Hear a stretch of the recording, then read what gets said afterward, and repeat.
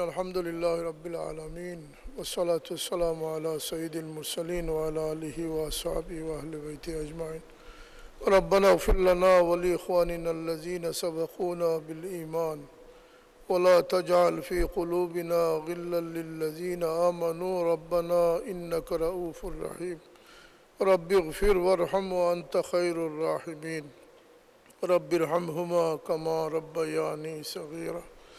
আল্লাহ, দীর্ঘ বিরতির পরে দ্বিতীয় অধিবেশনে আমরা মিলিত হয়েছি। মওলা, আমাদেরকে সুস্বাস্থ্য দিয়ে আজকের এই উপস্থিতি আমাদের কবুল ফরমাও।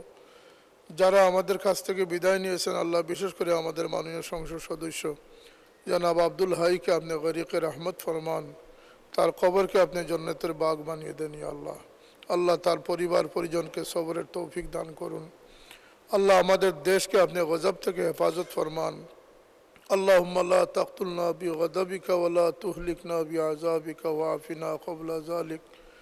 ইয়া আল্লাহ, গরমের প্রকোপ, আসমানি জমিনি বলিয়াত থেকে আমাদের জন্মভূমিকে আপনি হেফাজত ফরমান। আল্লাহ, আমরা যারা এই সংসদে উপস্থিত আছি, আমরা জীবিতদেরকে আপনি সুস্বাস্থ্য দিয়ে ভালো কাজ করার তৌফিক দান করুন। আল্লাহ, যারা আমাদের মৃত্যুবরণ করেছেন তাদেরকে আপনি বেহেশত নসিব করেন। আল্লাহ, এই সংসদের ভালো সিদ্ধান্ত নিয়ে দেশ জাতির কল্যাণকর সিদ্ধান্ত নিয়ে আমরা কাজ করার তৌফিক দান করুন। মাননীয় প্রধানমন্ত্রী সুস্বাস্থ্য দীর্ঘ হায়াত দান করুন।